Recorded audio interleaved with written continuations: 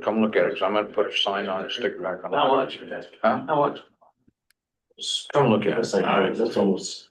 Can't promise anything, but I'll look at it anyway. Well, I mean, I don't wanna force it in your throat, but it's a nice boat if you're looking for one.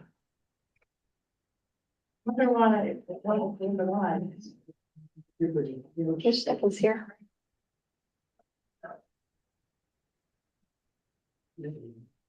What's his name? Do you know his name? Barry.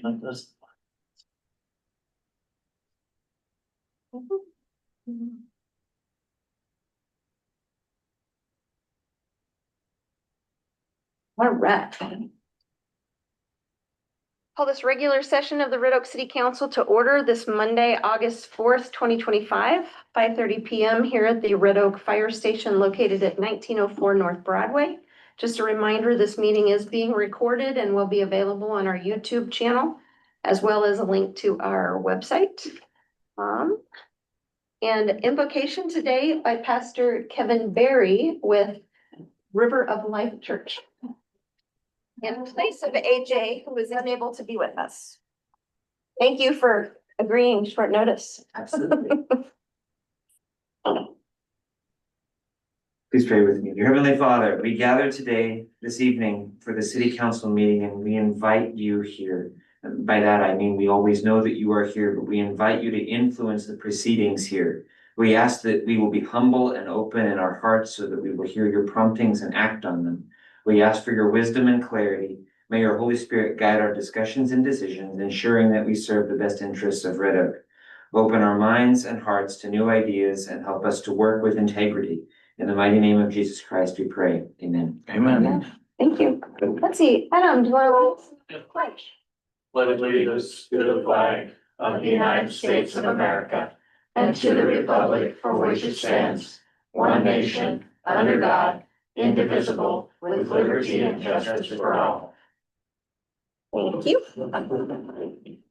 Roll call, Ashley. Bradley. Here. Bill.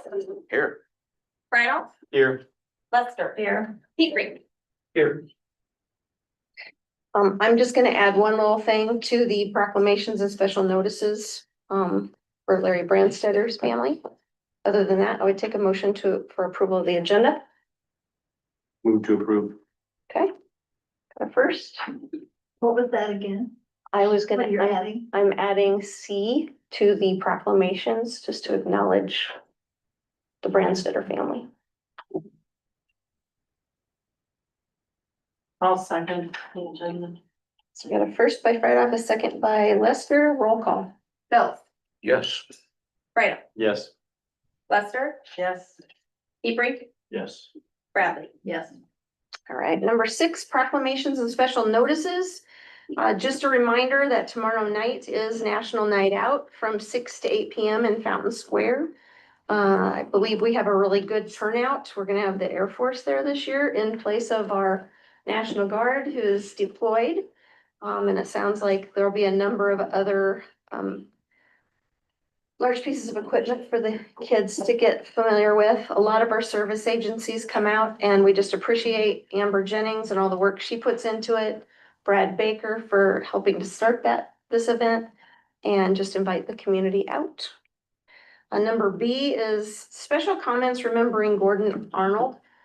Gordon served on the Rural Fire Service for many years, more than 30.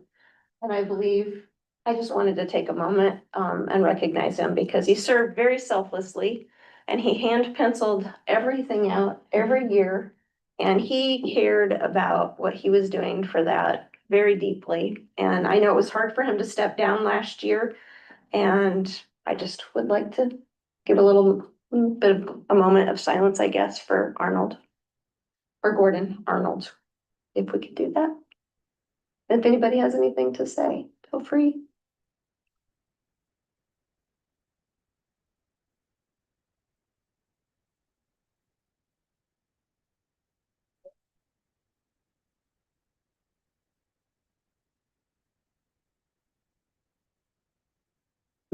Okay, I was hoping we'd have some fire people here, but they go home.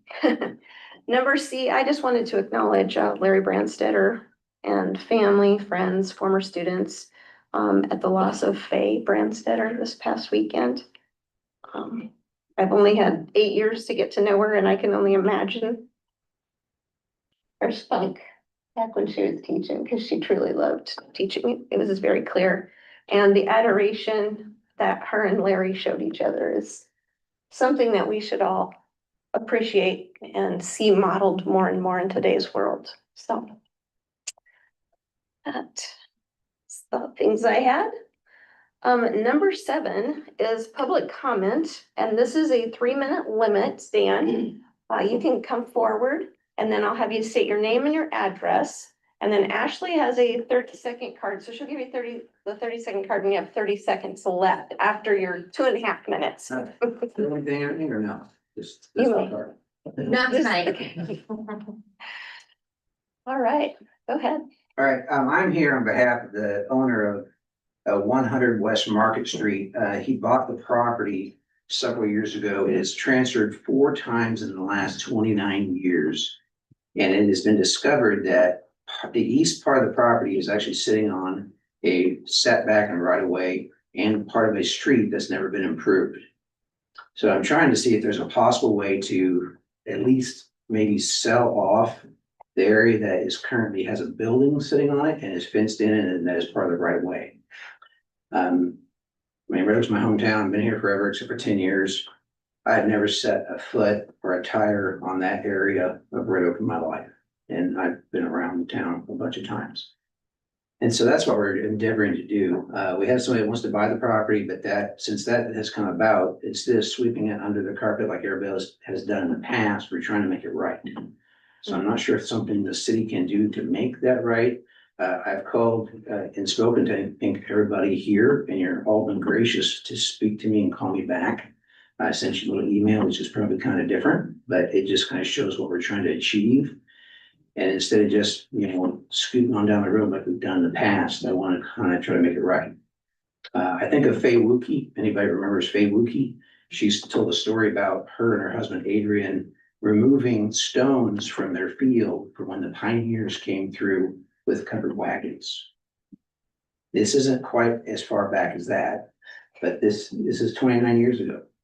And so, and it's transferred 4 times. And it's if we had right for adverse possession, but since adverse possession is for somebody else is possessing somebody else's property and has a legal claim to it, since this is a city entity, that doesn't hold true. And so I guess I come with my hat in my hand, and it is not my place to do this necessarily, but yet I've never done it before. And working on 23 years of selling real estate and thousands of transactions. And I know you guys, this is a selfless job. The only time you guys hear from somebody is when they're fussing at you. So I don't want to fuss at you. I just want to see if there's a way for us to get a resolution to this fence and the lot and the building that's there. And that's kind of what I'm asking for. Thank you. Okay, thank you.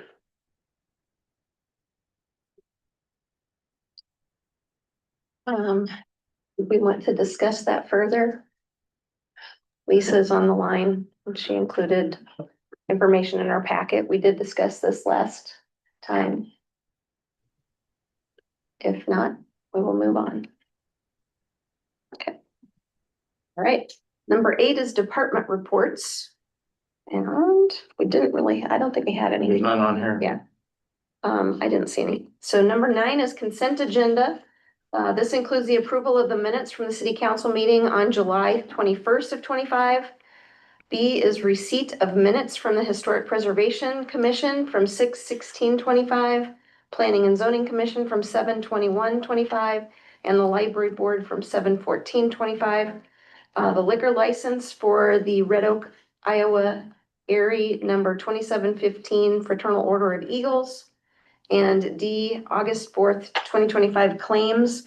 And I believe she's given us an updated claims list, which are in front of you. And if anything needs pulled out and discussed, we can do that. Otherwise, I'd take a motion to approve the consent agenda. I'll motion to approve. Okay, Bradley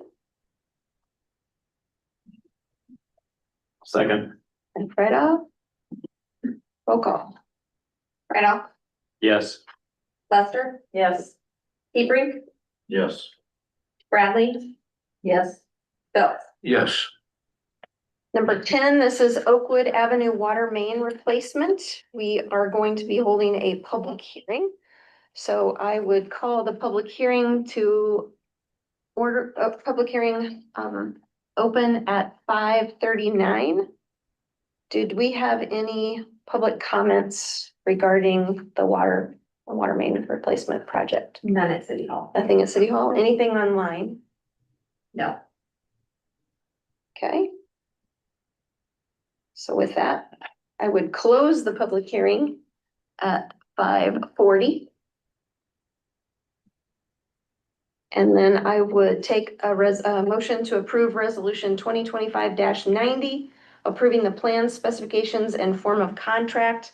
We went through this last time, from Schneider and Associates. So I guess I just want to just ask Clint real quick, you're good with everything that's in this, and from your perspective, this is what we need. Okay, thank Yeah, you. that means a ticking time bomb right there, and we have 7 patches in 2 blocks. Yeah, the only thing I say after going through it all, there's some really good stuff, that's the guy that got the bid.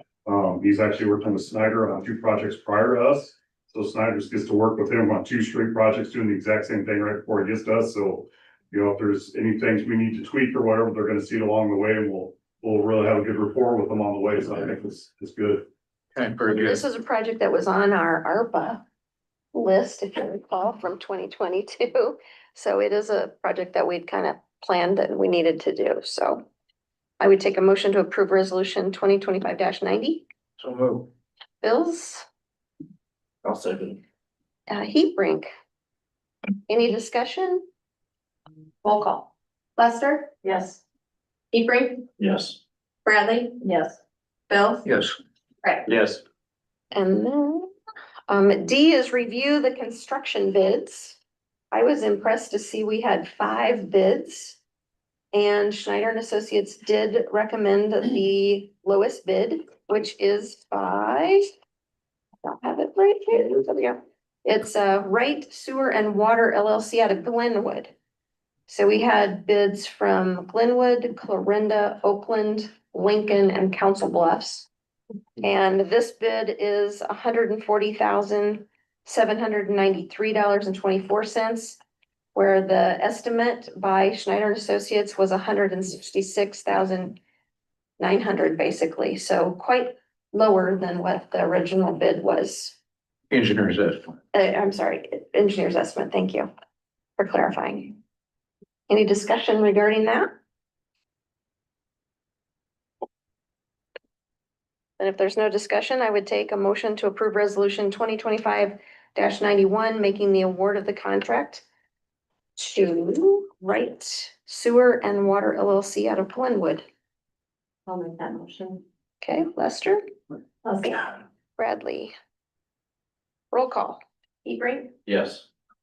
Bradley? Yes. Bill? Yes. Randall? Yes. Lester? Yes. Number 11 is ordinance 2025-12, additional stop signs. This is the first of 3 readings. Mostly regarding Coolbaugh and Highland Street. And this would be to add a southbound sign on Highland and an eastbound sign on 2 for a 4-way. So there would be a 4-way stop at Coolbaugh and Highland. Which we'll need to flag for sure, because I'm sure there will be people that fly through there. So Janice, you live out there. I mean, that's, And Tim too. must be, and Tim as well. So I mean, that must be, It's a problem, yeah, big problem. especially to me, the biggest problem is people that are coming down Coolbaugh and flying across that intersection going on to the east. That's. Oh, they that's put around the corner a- off. too, But they just fly through that bridge, Right? yeah. Are you able to see, because I've gone through that, when you stop at the stop sign coming from can you see out past the bridge? Yeah, Is there- as long as the city keeps the Is there trees and stuff Because under it that seemed bridge like- cleared. Yeah. It seemed like it was, sometimes you couldn't see that far past, so a stop sign will help. The biggest problem is it's not a square intersection. Right. It's diamond shaped or Yeah. Yeah. it's just not normal. irregular. It's not normal. Yes. So But I can see where you would need a stop sign because of that. vision. And now there's a lot of children around and that's a wide intersection. And I don't think it's safer. I don't have any sidewalks out there either, is it? No, Yeah, not that's an to issue. get away. You have to get. Well, there's where the bridge or where the Railroad Creek is, there is a sidewalk there that goes around, Yeah, there is, but but then it then there's stops. stop. Then it stops. Yeah, But on the south end of it, on the south side, there's no walkway there. And then on the other side, yeah, then on the other side, there is another walkway that goes around where we built the fence. Okay. And Mayor, then, oh, go ahead, Lisa. I did receive an email from Ron Carlson who says he drives there 100 times and however often, every day, lots of times. He must live there also. And he thinks he is opposed to it and wanted the council to know that. He thinks that there is no issue there. So he did express his disagreement with that decision. You know how many accidents we've had at that intersection? If we could pull up that dashboard, we would have it. I'll have to do that for the next meeting, but this is just the first reading. I don't know if that's the criteria, Adam. I think I'd rather avoid accidents. That's why I say that, You know. because I drive that road daily. I understand. I used to. Tim, Yep. I used to. And I've had to yield quite frequently for people that are coming from Coolbaugh going on to Highland. I've only had one other opposition to it, one call, that's all I've had. Okay, so you've had an opposition. the interesting thing is that we actually passed this previously and it got. left Yes. off. It got left off. This was already So- supposed to have been done. Yeah, so now we're redoing it Yeah, because we thought it was important. Yeah. Yeah.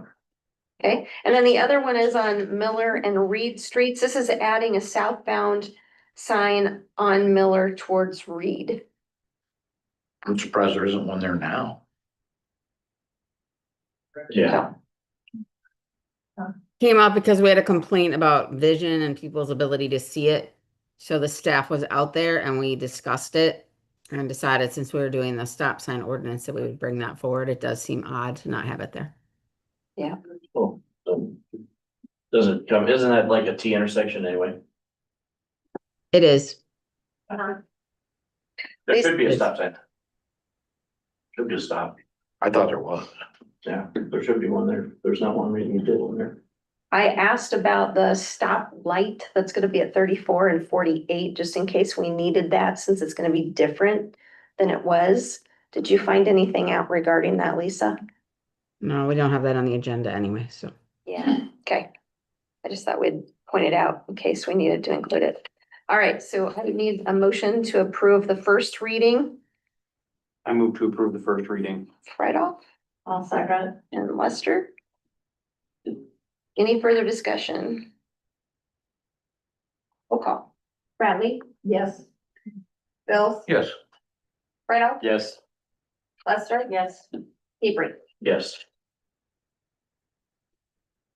Number 12 is resolution 2025-92.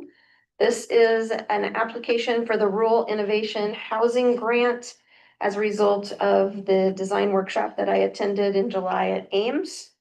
They encouraged us to consider this application. This is a one-time focus on housing. And Lisa and I got on the phone with two individuals that are very involved in the mayor's workshop and the discussions that we've had.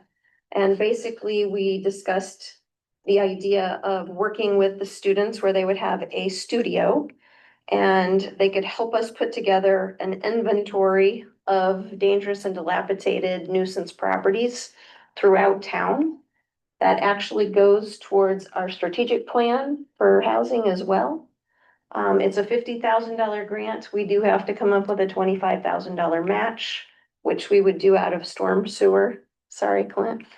But it would provide us with kind of more of a action plan towards our housing readiness assessment study, where we would be inventorying some of the potential properties for future development or demolition. So this monies would be used for a study. It would be used for the students to put together an inventory that would go for us to use as a list for prioritizing properties that would be demoed. And has anything like this been done before, an inventory? Because I thought the housing, No, okay, They did an inventory, but it was a different type it of was different. inventory. Yeah. They did, SWIPCO did a drive through town to assess our housing stock before we ever did the housing readiness assessment study. Can I add something? Yes, please. The deadline for this is August 29th, and Lisa's looked at the application. So You I wanna think add? the point of this is that if you look at the issues that we have with the floodplain, that we have areas in the sort of more deteriorated housing areas that are in the protected by the levee. That's one area where we can still spend money.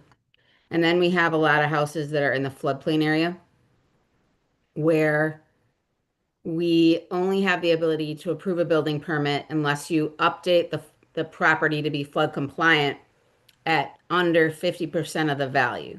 So the vision of this is to say, all right, there's 8 or 10 houses on a block. Which ones are we identifying? You would basically do like, say, a 1 to 5 classification from the good condition to the worst condition. And then you would look at putting on a spreadsheet from Beacon, what's the assessed value? Then you can add 7% to that for FEMA and floodplain purposes. So you would say, make up a number. You have a house that's only worth $20,000, which we legitimately have some like that. You would add 7% to that. And then you would be able to say, here's the houses on every block. And you would sort of look at each block as an area to identify. And if we can only spend $10,000 on a property to improve it, that doesn't go very far if it's deteriorated. So you would say, as we have eyes wide open, is this a block where most of them are in good condition and we have a few that are seriously deteriorated? And you would focus on those because the neighborhood in that area would be better suited to getting those couple identified? Or is it an entire block that's problematic where even if you spent all the money that you could, the entire block is for naught? And so long term, when you have those floodplain issues, ideally we're going to get the floodplain decreased, the footprint of it someday, but that's long off. And so to be able to talk about these properties, it's hard. And that's kind of what the goal of the inventory would be. And like in Nebraska and other states where you can declare areas slum and blight, that's what we do with the brownfield stuff.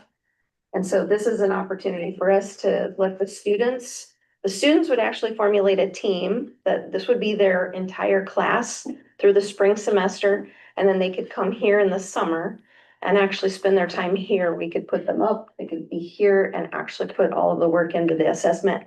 But during the school year or the semester, they'll be determining what the rubrics or the scoring sheets, scoring topics would be and how they would score it and how they would recommend to us to do are that. you talking college age students? Yes, this would be, So would they be specifically in college for that area of schooling? they're in the College of Design and possibly there would be a conglomerate of College of Design, graphic design, landscape, architecture.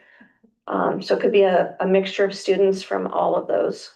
And then the goal would be to also, we have some LMI set aside funding that maybe we can create then a fund with these funds that we could then have a way of allocating those out to some properties. What's the balance of our LMI set aside, What is the balance of our LMI? Lisa, did you say it was like 100? Around 100,000. Yeah. So, if we're looking at helping a couple properties, let's say there's a whole block and we've got 1 or 2 houses on one block that is holding that whole block down, this might be a way to help us. And how would you do that? Well, it would be through the scoring of this. And so the individual property owners would get assistance? I think they could apply for a grant through the city, kind of like what we do at DUR. Wouldn't that be kind of what it is, Lisa? Well, there's a USDA fund that is for significantly low income people. There's 2 programs. One, you can get a $40,000 loan and you have to qualify based on income and it can be any age. Then there is also a $10,000 grant that can be used together for people that are over, I don't remember if it was 62 or 65. So again, even if someone were to, if we were to go promote this $50,000 for people to apply for, if that's not allowed to be spent on a parcel because of the floodplain value, it's really hard to be able to say, hey, you should apply for this, but hold on, we can't give you a building permit to spend more than 20. So it really is, I don't think it's incredibly difficult. It's just time consuming to be able to take data from Beacon. It is one professor that we're dealing with, and then at ISU, and then she would be, if we were to receive the grant, you usually find out in the fall.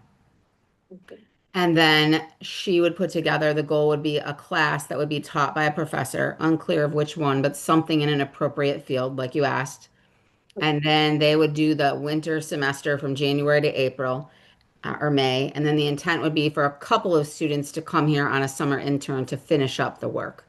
But the whole class would work on it. I don't remember what's the S word that they call it. Do you They're just remember? gonna work independently then. They'll just work independently. They would basically work to complete the study for us.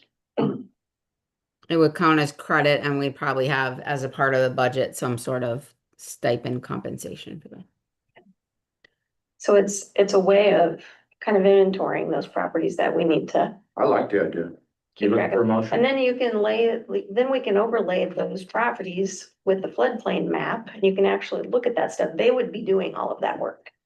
And they would be helping us assess. So we would have a place for them at City Hall to work on this. You can have my office. They would all have to get worked out with the university. Yeah, I think we have, one credential you have to have is you have to have completed the housing readiness assessment, which we've done. And we've had success on a number of other housing projects and then with Webster and Bancroft and the townhouses and the trailer, the estate park and the middle school. I feel that it will be very favorably looked Well, at. this will help us get other grants too, Yes. if we have this groundwork done. Possibly to help us take anything down or whatever else. So to me, being ready for opportunities like this that come along very rarely, that's the key to all the planning that we've been doing for all these years, is to get to the point where we're ready to go. So Lisa and I'll have to be a little more creative in exactly how we put it together, but I think we've got a good grasp on what it could be. Do you feel like that, Lisa? Yes. So I would take a motion to approve resolution I'll 20. make a motion to approve the resolution 2025-92. Okay, Bradley. Do I have a second? Second. Right off. Any further discussion? Yeah, if we take that 25,000, probably, you said 25,000, you said sewer, Mhm. how's that gonna impact their budget? Hold on, it's not the sewer department. When you said Clint, that wasn't the right answer. It's the Storm storm sewer. sewer money, Storm sewer, Oh, not okay. sanitary sewer. yes. And that's the money where everybody on their utility bill has $2.50 set aside. And we have around $700,000 in there. And here's my next question, because I want to make sure that was clear, that's why I thought you were taking it from the. Yeah. Storm sewer. And so they did a study. And we identified these houses, how do we know if they're rentals or not? So we'll figure that out Get too. that figured out too, because I mean, those, Yeah. the people that probably are rentals, they probably won't be able to qualify for that. They would have to work with the property owners. Yeah, We would have that at least from the rental inspection comboed with utility billing. Yes. all right, So we would know that. That's a good point, though. yeah, I mean, cause I hate for them to do all this work and then becomes a landlord that. We know we got 54% rental properties, so. Yeah, I mean, so it's a good chance. And hopefully it will be a way to help someone help themselves, is my hope. So. All right, so I've got a first by Bradley, second by Friedhoff. Any other discussion? Roll call. Bill? Yes. Friedhoff? Yes. Lester? Yes. Hebring? Yes. Bradley? Yeah. Number 13 is resolution 2025-93. This is actually a letter of support or resolution to support the Safe Streets and Roads for All initiative. This is through the RPA 13 and RPA 18, which is MAPA, Metropolitan Area Planning Agency, that I used to work for, and SWIPCO. And they have won a part of a bipartisan infrastructure law funding to be able to help Shenandoah, Red Oak, Clarinda, Atlantic, and then several other communities in MAPA's region to do a safety transportation advisory group and identify areas in our towns that need improved intersections or improved crossings. And this particular resolution is to give Lisa the authority to represent us on that committee, although they did ask for police and street, some other city reps. So Lisa will work in partnership with our local committee on that.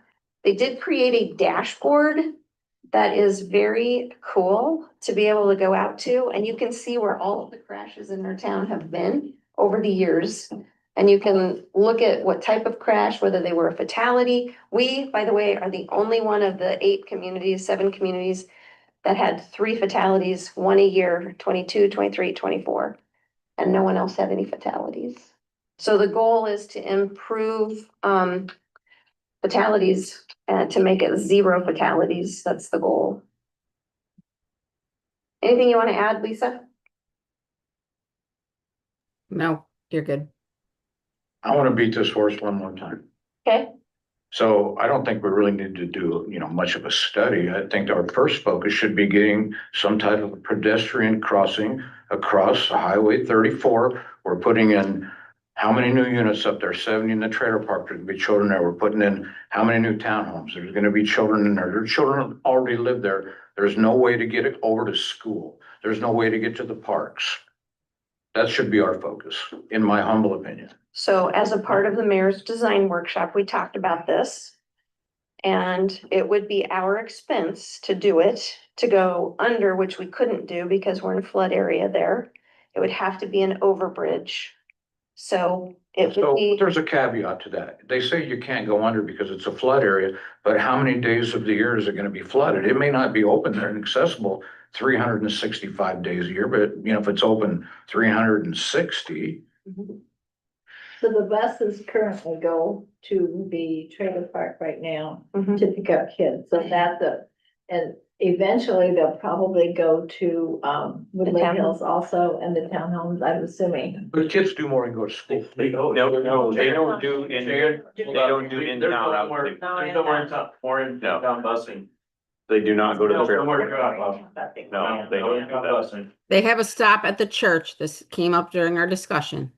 yeah, The church. Anybody on the north side can go to the church up there. Oh, there is still a stop. yeah, Okay. if they stop. That's great that they're doing that, but that's not my point. But you know. I know. Unfortunately, this was one of those things that needed to be on the plan in 2020. For the highway. Yeah, and I agree. I agree. It's a travesty that we can't get that. but- So Brian, what do you think the solution would be then? Well, first off, I think we should be able to appeal to the state. They just came in and put a brand new road in. And they're the ones that talk about accessibility and they talk about safe streets to schools and all that stuff, but yet they made no accommodation for that. And then when we did approach them about it a number of times, but they said, oh, it's too late. But until something is complete, it's not too late. Yeah. Sorry. So what do you think about that? Well, one of the things they brought up, and Lisa, correct me if I'm wrong, is in order for them to even consider it, you have to have a pedestrian sidewalk that goes to that area. We do. We do at 4th Street. Yeah, You're right.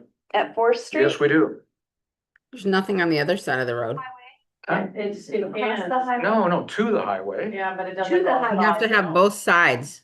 It has to be on both I sides. see. What they did say is that right now, the way things are, the way they've set it up is to actually go at 48 and 34.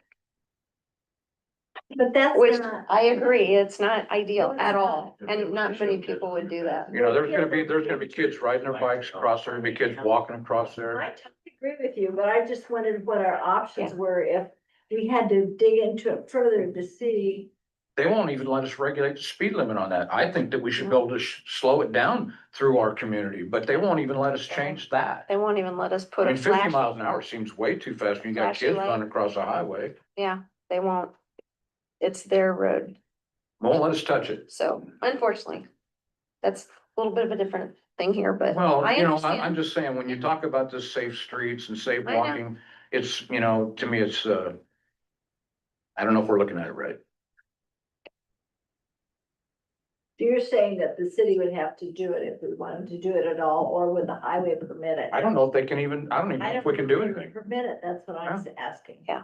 It would have to be through them, the state highway. Yeah, It's all about engineering standards through SUDAS, federal regulations on what circumstances you allow people to cross where. It's not just them trying to be yeah. difficult. Right through the middle of our city limits. And then it has to also have the sidewalks on both sides of the north side of the street. Then I know it's just not kids too, it's adults that I It see is. crossing there. And there's not even a median where they can stop. I know, we tried that Nope. too, to have them do a You know, median in the I mean, middle so that they at could least stop get halfway. that. Just a push button with a flashing light that says pedestrians and crosswalk. You know, maybe, you know, slow down a little bit. They wouldn't even do that. Wouldn't even consider that. So anyway, but this other is to improve other intersections that have had fatalities in town. And if you realize from Broadway to Eighth and Cool, but was there Washington to even 34, there's a lot of streets in there. Fatalities that we've had, one I know hasn't been in an intersection. But Correct. what the others were at, the other two intersections, okay, 34 and 48 or. No, they're on the side streets between Broadway and Eighth and 34 and Washington, in that area where we have uncontrolled stops, or intersections. We have unmarked intersections where we should have stop signs. And we might even have a yield sign at best. So, Anyway, I've This vented. will- I'll make a motion to approve that resolution. okay, bills. Now that I've vented. That's okay. I'll second it. Heat brink. First by Bill, second heat brink, roll call. Right out. Yes. Lester, Yes. Hebrink, Yes. Bradley, Yes. Bill. Yes. Number 14 is resolution 2025-94, the appointment to the Planning and Zoning Commission with Levi Franks to fill that position. I think it's great that he's willing and interested in getting involved in that, and I would highly encourage us to figure out how to get him through that planning and zoning training through Iowa State. I don't know if he can attend another workshop that they're doing somewhere else. Or at least get him a copy of the books. But that would definitely help him significantly. Well, I think it's important that if we do appoint somebody, that they are required to attend that, because Yes, it really opened my eyes when I first attended that one, and there's a lot to learn and you never know it all, but I think they should be required to attend that. the biggest is understanding that we don't Yeah, want to give because you can't variances just go of, into a board and not know what you're doing, so. so. Anyway, I would take a motion to appoint that appointment, Make that motion. right off, I'll second. and Lester. Any further discussion? Roll call. Lester, Yes. Hebrink, Yes. Bradley, Yes. Bill, Yes. right out. Yes. Number 15 is discussion on zoning and the use of the properties on Broadway Street. Actually, is it Broadway Street? It's Broadway, North Broadway. That was North and part of our south. other stuff. That was our well, North and South Broadway. Yeah, it's not. And the point I'm bringing this up is, I mean, we have a number of places. I just would like to see us designate that as more of a commercial business corridor and limit the number of storage units and personal storage units and garages and things like that on there. When we do all of this work with brownfields, the idea is to get those properties that are currently not being utilized because of the contaminants up to a valuable piece of property to be used for business. And I think we need to turn this over to the planning and zoning to talk about that. As we have a new one to the south of you. So, I mean, we went through this before I was a member of the council. You might have been at the time Charles Wilson did his beautification there. And you guys, I thought you were on the council then, but on the east side of Broadway for 3 lots, you rezoned them to commercial. On the west side for 2 lots, you rezoned them to commercial, if I understand it correctly. So that said, I mean, all the houses that are there, if they're habitable, they're all grandfathered in. Well, just to the south of you, though, we now have a tiny home type structure. I saw the shed that was put there, Yeah. but that's not in violation of any ordinance or anything we have. So That's a Lisa, residential lot. You that- wanna touch base on any of That's that? just, I had said, it's not a tiny home. No one's living in there. It's just a shed. Just a shed. Yeah. But once again, that property is grandfathered as a residential property. And I mean, if they want to have a shed at their residence, I think that's 100%, viable. But I'm not really sure when we grandfather stuff in, it seems like, and I'm probably wrong about this, but it seems like if a property became dilapidated or beyond repair, that you couldn't go back with another residence on that commercially zoned lot. But I'm not certain about that either. No. I guess I would like to see it be more commercial and designed such. Well, and that was the whole idea when Centennial Properties went through and bought all that and they did all those, plantings and they did the sidewalks all through there. That was the whole idea of that. But, at the same time, Talking a handful of houses, right? 2 or 3 houses. no, there's more than that. I mean, you're talking a couple of Now we're dozen. talking sheds and Quonsets. Well, if somebody has a I guess residence, I gotta be careful because he has one. if somebody, I don't have a shed. Have a Quonset. No, I have a commercial building on a commercial lot. Yes. I have a house that's grandfathered on another commercial lot, so, but, if my house ever burned down, I don't know if I'd ever be legally able to rebuild it on that commercial lot. Mhm. But, that said, if somebody's got a residence on one of those commercially zoned lots, it's grandfathered in, and I think they're well within their rights to have a shed or a garage or whatever they want on that property until it's no longer a viable residential property. I get what you're saying. Today, it'd be nice if it looked great, but, some things take time too. My opinion, nothing more. I think the Planning and Zoning Commission have slightly discussed this as well. So I'm hoping that the conversation will continue, is all I have to say. Well, I said, it needs to come from them first. I mean, Yeah. that's what they're all about. I mean, that is them. So we can discuss it all we want, but I would like them. Continue. So are you saying that we're gonna put different requirements and restrictions on those Broadway residences, and that are not applied to other residences in the community? Is that what you're saying? I think when we do a comprehensive plan, that's when you look at what properties you want as your commercial corridor, your industrial corridor, and your residential housing. That's not my question.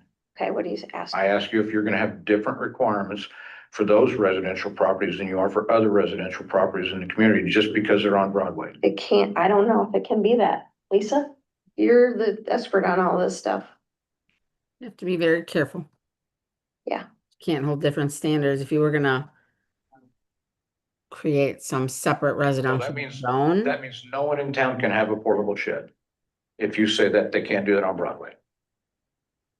well, if you create a different district, that's not the case. District. Yeah, if you I'm create. sorry, at least my hearing aids aren't picking you up. If I'm you sorry. create a different district, a commercial district. Yes. So we're gonna spot zone. No, it's not spot zoning. It would be the commercial corridor. Well, it's already zoned that way. It's already zoned that way. Everybody zone. in the same zone district has to be treated the same. So you right now have a C1, 2, 3, R1, 2, 3, 4. So if you had a different standard and you created a C4, which is strictly along the highway, and you wanted to have a standard that way, you can do that. And then you would be rezoning them instead of what you did, which is rezoning them into a zone that already existed, C1. If you wanted to do something on a C4, you could, and then you can treat them differently. But you cannot say, if you're on this street for C1, you get one set of circumstances and another and another. So we'd have to go back to the drawing board and rezone all the Broadway properties again then. I'm not saying we should do that. I'm just saying that's how you have to do it if you're going to treat people different. That was my question. Thank you. Yep, we'll move on. Number 16, discussion on a recodification, chapter 64 through 70. I thank Lisa, the chief, and all the management team for all the time you've spent on this, because I know that it's been a lot of work. And I was intrigued by the questions of the consultants. So the first chunk, Justin, which I think he's on the Zoom right now listening, but all of the handwritten notes are from the chief. So there's a few things that we have to answer, but most of them was just double checking, and he did that. Or Well, the only answered thing the question. I'm sorry. The only thing I saw in here was on question 2, you got West Cherry Street. But so it is west until you get to 100 there, just like every other street in town. So I don't know why they did it that way when they did it, but there is a West Cherry there from 100 back, so. Yeah, so he's just asking for clarification. What's that? I said, who did that? I don't know, well, I mean, Market Street's north and south too, so. But I meant the whole, went over the whole thing. Who did that? This was Chief Ramey and Lisa, and That was a job. oh, this is It's a lot a of work. huge job. A lot of work. But it is North Broadway, it's not Broadway Street, right? If I'm reading this It's right, just Broadway. it's just Broadway, North and South Broadway, but at what point is it north and what? Market. point Well, you is it can south? see in the code, it's got lots of references to street. If you look on Beacon, a lot of it says Broadway with a capital W, one word. And there's other parcels that are labeled as street. So I don't know what it is. So what the consultant is asking us is what do we want it to be? North Broadway and South. Right. Yeah. You said. The postal addresses are already north and south Broadway. Yeah, and you know, a lot of communities have like Center Street or Main Street, and that's where they do their splitting. We don't have that. Ours divides at First and it divides at Market. We divide north and south of Market and east and west at First. I know, and that's not. It's different. Center. I mean, It's different. really Center. You can thank old Mr. Coolbaugh for that. He's the one that laid the community out to begin with. And you I know, don't think we don't get to just decide. I have to look back at Yeah. flats. Yeah, well, and here's the thing, I mean, you might change it here, but the post office may have something different, so you gotta. that's where Lisa. That's true. Now. This is, But yeah, we're in charge of addresses, and if we change them, you have to inform the post office from my office. Yeah. They don't control it. We just have to inform them. I think more than anything, we just wanted to be consistent throughout the code because our code isn't even consistent. Well, I think most of it says Broadway Street. Anyway, I applaud the work that they did because it was a lot to do. Mhm. And That's Chautauqua a lot of Drive, work. Chautauqua Street, It's like, yeah, there's just a lot. all the time. Is there any of these questions, Lisa, that you or Chief Ramey had questions on? I think there was. Green Willow is over by me and Sunny Slope is beat by me. Right. So it's good to know that Green Willow is 2 words and so is Sunny Slope. Again, it doesn't matter what's in the code. It matters what's on the plat. Okay, The code can be wrong. okay, yes. Plat is what would Plat is govern, the whatever was platted originally when the subdivisions were created. That's what we have to look at. So it's- Go ahead. No, I'm just wanting to know if there's something we need to do with this, because it looks like Chief has pretty much touched on most all of it. I don't even know where There it was one that they didn't. finish. Boulevard, Red Oak Boulevard, Yeah, where's that? where's that at? That's up by Chautauqua Park. It is. Yeah, It says it stops at East Summit, so it must be. it's just right up by, that's the one that runs by the church. I'm kind of. Oh, really? Little short That little one. That's the one that church? runs by the church. Okay. Okay. I didn't. I know, isn't that crazy? Has anybody ever boulevard. talked about changing the 4th Street one way that leads down the worst part of town? I mean, We have talked about that. It's just a You matter what? of us changing how we've got one way on 3rd and 4th. Changing those to not be one way, I think I don't know. Well, if you do that, you're gonna have to let a lot of no parking areas, because it is not good. Yeah, it's, It's been that way for 100 years or more. I know, God forbid we So, change. one question you guys need to answer is on page 68 of the packet. The chief made a reference under the yield signs under East Knuckles, vehicles traveling on East Knuckles yielding at North 8th. He made a reference to probably should be a stop sign, so you guys will need to. Mhm. see That that. actually sounds like something else that we had talked about previously. I think that was supposed to have been in there as well. That was supposed to change to a stop sign. It was. yeah, Okay. And then, Yes, stop it. be a stop sign. They should be. I've Mhm. been saying that for a long time. so as long as everybody's going with whatever the chief is saying. If he's on there, we're putting tons of faith in you, chief. Sunset should stop. Sunset has 2 stop signs. Two. I'm surprised that's a boulevard up there, Red Oak. I know. Sunset to North Fourth Street, I think there Should should be a have 2, stop. 3 stop signs on Sunset. Fourth Street gets a lot of traffic. Yeah, isn't there? On Right by the school Sunset, there. it said right here, it should be stop sign there. No, it's not. There is a stop Oh. sign if you're coming off of Sunset Yeah. onto Fourth. I can't understand you guys, too many people talking. So Sunset, I'm looking at Karen, Blue, who's here, who lives on Sunset. There is a stop sign east and west going on to Fourth or Eighth off of Sunset.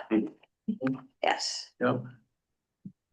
And are you looking at on a certain page? Fifth Street as well. and there is one at Fifth Street, so you do have to Or stop halfway. whatever, is it Fifth Street? Are you guys looking at a list, or what are you talking about? Sixth. We're looking at Sixth. this. We're looking at our list, Sixth Street, there's stop signs there as well, yeah. which really the stop sign It should be on slows Sixth people Street, down. not Sunset. That'd make more sense. There is one on, I would agree. is there one on Sixth Street? Seems There's one more. on the Sunset? That's I don't think so. I don't think down. so. But I It's to don't, slow people down. I think it's to slow people down on Sunset. And there was some question about it when it went in because someone from the DOT, I think it was, that said you should not use a stop sign to control speed. Ah, But that's what its purpose is to control speed because of all the heavy traffic. If you've ever tried to drive on that street at school time, yeah, there's it's a a lot of heavy traffic. lot of heavy traffic. Kids are getting into cars. Plus, I think the city has a right of way right through there They too. do. So, which we'll probably never do anything with. What needs to happen is the sidewalk needs to go up into the school park. I would agree. Yeah. Okay. Is there anything else, Lisa? I'm just looking. I was looking and then I had to go back up, so hold on. Rephrase or remove? Oh, our load limit stuff. I and need our to deal with, emergency I need to kit? talk to Chris about that before we discuss that. Okay, Cause I don't know what the street department thinks is our load limit roads. okay. And then I noticed on page 73, yeah, we didn't have the weights and some things in there, so. Correct. And then on 74, is this where is this actually the answers that you or someone else has provided to the same questions? I got a No, little we have, the confused. chief is gonna go through this section next. Okay, got it. Okay, So that's the questions in red. got it. That is a lot, Mhm. yeah. So are we comfortable just kind of letting Chief and Lisa Yeah, do I that? think so. I mean, I think they've I done a don't good see any job. issues with any of it. Yeah, Yeah, so far. I think. Yeah, red and green. I don't know if those are their choices or what, but, oh, I think that we should probably talk about the ATV and golf court carts on streets. Do we? They're legal in Iowa. As what? long ATVs and, They're legal, yeah, as long as you have the proper equipment. all you have to do is throw a slow moving sign in and get a little sticker. So I don't think currently we have anything to regulate those or snowmobiles, golf carts, Golf carts were illegal. illegal. They For still you- are. For UTV and ATV, we just follow the state code and you do not allow golf or snowmobiles. But I know other communities that do allow golf carts in their communities, and you know what, if you're a licensed driver in a community where we have 20 and 25 mile an hour speed limits, if you stayed off the highways, I wouldn't see any reason not to have golf carts in the community. There's a couple communities that I know, there's regulations like streets they cannot go on. Right, and we'd have to do the same thing. Main intersections like maybe they aren't allowed on Third Street. Or you can't get on like, 30. Corning or something, you Yeah. know, one of the main drags or something like that, I get that. But I see no reason why we shouldn't have golf carts in our community, it's a real convenience for people to live. There's people in my neighborhood that do drive them Yeah. around, Well, so, but they're not supposed to, but especially now that the state said that you can drive ATVs everywhere, I mean, yeah. well, I don't That's see much difference. Another issue though, right, Lisa? Sorry, I didn't hear you, Janice. That's another issue. We just can't say now we're gonna allow them. Don't we have to? You can if you want to add it during the recodification. Okay, Which is But once why I again, brought it up. If we're gonna do it, now's the time to Okay. do it. I mean, in order to do that, I mean, if you're behind the wheel of a golf cart, you have to be a licensed driver. You can't be It can't be a a juvenile or somebody that's had their license 12 or revoked. 13-year-old, yeah. You know, at one time we had, and this is why when you were on the council the first time, we had people run into the grocery store in their lawnmowers. Because they didn't have a driver's license. So we did do an ordinance, or you guys did an ordinance eliminating that, so. yeah, that is true. If you're gonna, every community that allows golf carts has restrictions, where you can drive them. They have to come in and get licensed, they have to have insurance, you have to prove all that. And then you issue an Yep. annual or Yep. 2-year To a license. certain age. So what would be the age? 16 and I don't know, my above? last city it was 16. The driver license. So can we modify that particular one, Lisa? Yeah, you can do whatever you want, it's up to the council. I don't know. But I would say if we're gonna talk about it, that we should get some stuff from the recodification company on best Yeah. practices for regulations. Yep, okay. So best practices for golf carts. Follow the state law on ATV and UTV stuff. Bicycle licenses. Yeah, we do it, but do we enforce it? I don't know. Absolutely And not. are the people who are driving the wrong way in the middle of the Or night? going the wrong way around our square, and riding the bikes on the sidewalks in our square. Yeah, No, or riding, you know, I'll tell you something that's irritating me right now. And I know that, and I've had this conversation with our chief of police, and I see these bicycles with gasoline engines on them going 40 miles an hour down the road, exceeding the speed limits on our side streets. And I know these people don't have driver's license, because that's why they're riding these bicycles. And I guess the law is if they're under or 50 cc's or less, there's no regulation on them. However, that said, we have a vendor here in town that regularly advertises 80 and 90 cc motor bicycles for sale on Facebook Marketplace. So these are not 50 cc's machines running up and down Broadway at 45 miles an hour. They're motorcycles and they're not licensed. And they could cause a huge issue at some point in time. I think we need to put a crackdown on it personally.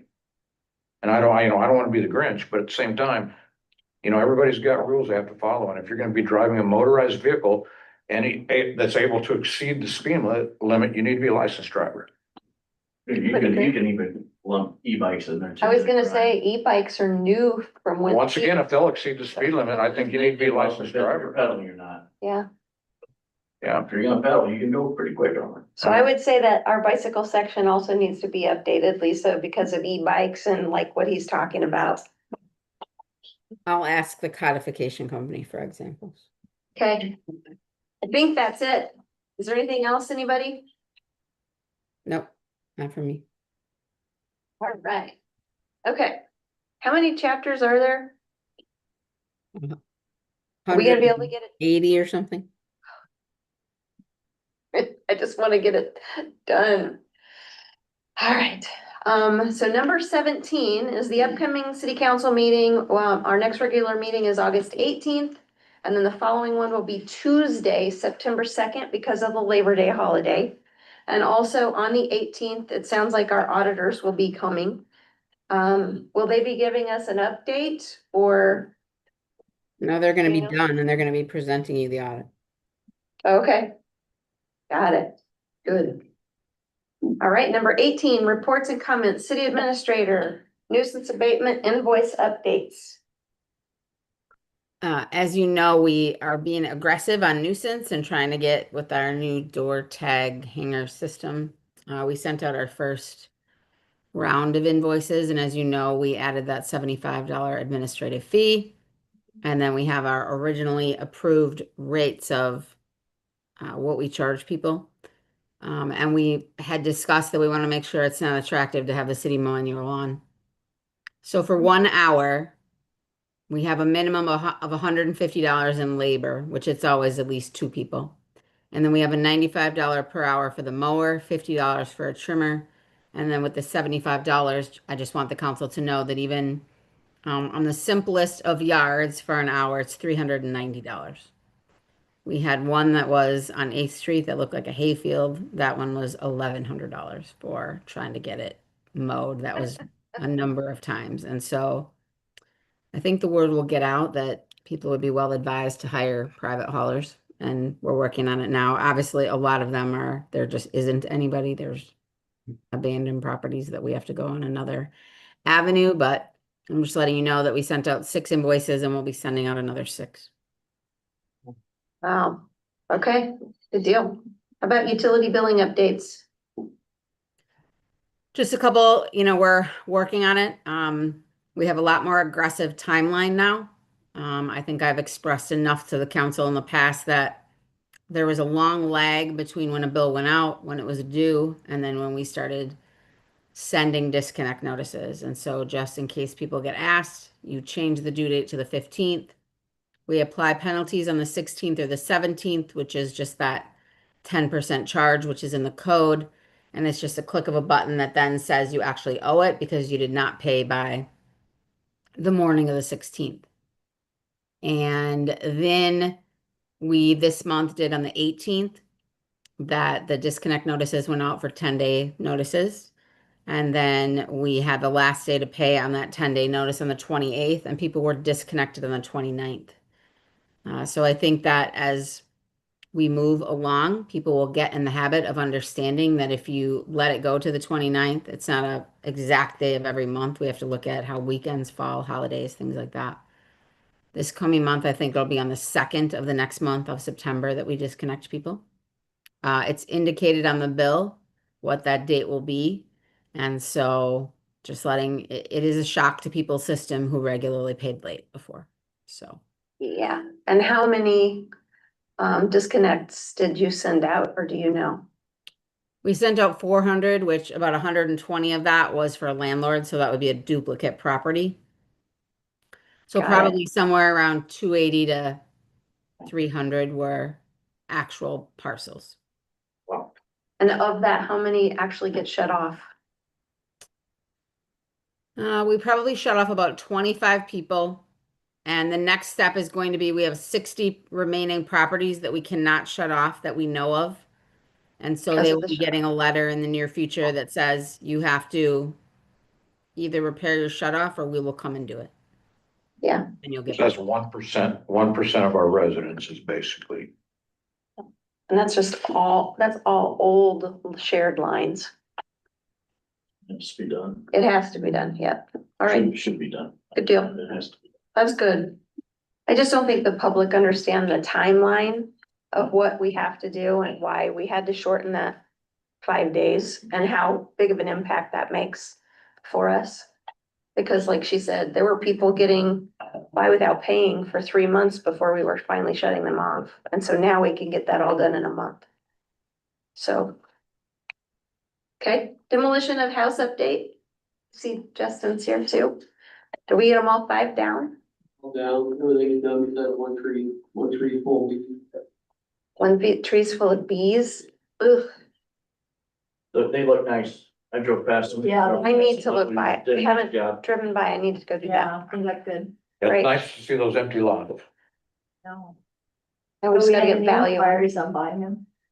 That would be the other question. Lisa, have we had any inquiries for buying lots, bids? Well, I can't tell which lots they're putting in bids for, but I think I had 7 on Friday. Okay, just on Friday alone. Or was Friday the deadline? I can't remember. No, it's not till the 12th. And then, last week I bought for sale signs and Brad Baker put them out on every lot. So there's an actual red and white sign on every lot that says for sale. It says August 12th deadline and our city hall phone number. Do we have minimum bids on each lot then? No, remember we just said that we were not interested in $1 and that we listed the assessed value of the land and that we were encouraging people to pay attention to those numbers when they put in a bid. Okay. And then anything else with regard to the auditors attending? Nope, they'll just kind of go over their findings. There's obviously things that are still similar to the state auditor's findings and some of our deficiencies. Some of them we've rectified, but again, none of that was from when I was here. So I came after Yeah. that fiscal year. So this next time will be even better. We're slowly correcting things, but Correct. good. Anything else, Lisa?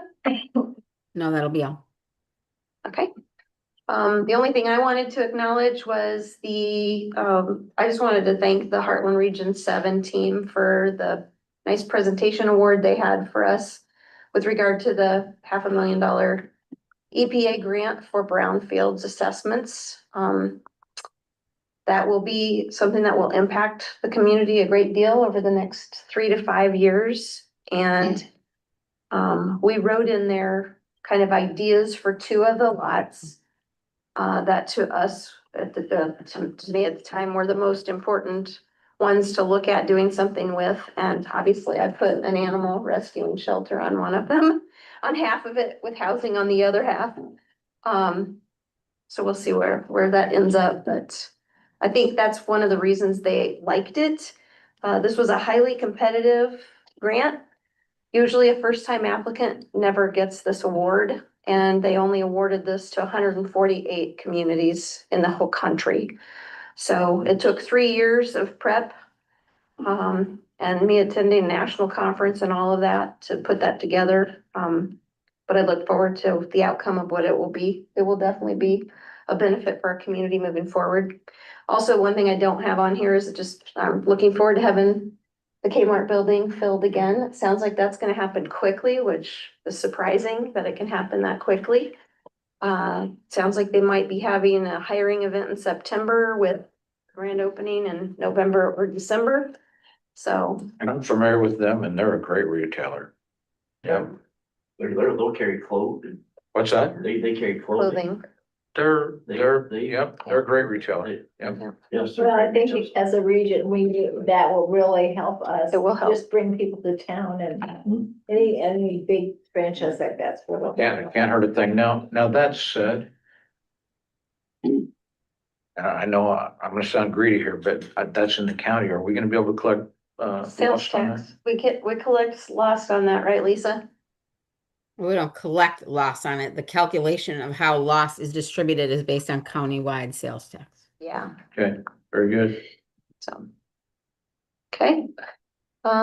City council members, Sharon, do you want to start? Oh, I've just been busy with sales and I have several coming up, not only in Red Oak, but other towns, but it's interesting because we'll have some houses coming on the market of the sales I have, and I think that opens up I know that we have new families moving in, so that's always good. Mm-hmm. Great. Okay. Brian? County commission via Zoom. Yeah, That's all I've had. okay. I know Tim and I did the EPA thing. Yeah, the award ceremony. Then attending the Red Oak Area Partnership meetings. I did go to the city pool party for a little while. That was a nice time. For which one? The city pool party that Oh, Lisa put on for yeah. everybody. That was very nice. And then I went and helped at the YMCA block park as well. Block party, good deal. Thank you. Only thing I did was I hung out at the pool party for a while. And that was very nice. Was That nice. was very, very nice. And I hope that continues to grow. Excellent. Thank you, Lisa. That's great that you did that. And I see the doggy dips coming up here in a couple weeks too. Yeah. And a church is hosting the community night at swim too, I saw. So, Adam, anything? Been picking up the, Fountain Square. Please pick up your socks if your kids are in the fountain. And shoes. Water plants, but Mr. Bills is gonna be taking that over here soon and, Already on. thank you. That's all I got. Okay. Is there anything discussion for items coming up for the next agenda? I'd just like to say National Night Out is tomorrow night, so everybody should go to that. Yep. What did you say? National Night Out. National, yeah, we'll be there. Steve will be there. So. I believe that the Safe Streets for All group, are they gonna be there doing the community surveys? Do you know, Lisa? I don't believe so mentioned it. because everybody has National Night Out on the same and I don't think That's that they're right. coming here. That's right. Okay. All right, so with all business completed, I would make a motion to adjourn. Actually, I'm not making a motion. I'm just adjourning the meeting. It's an old habit, 6:40. 6:40. Wow. Have a great time at the conference, Lisa. Thank you. Be- Starts in the Be morning. safe. See you later. Thanks. Bye. Spirit, I'm Spirit Lady.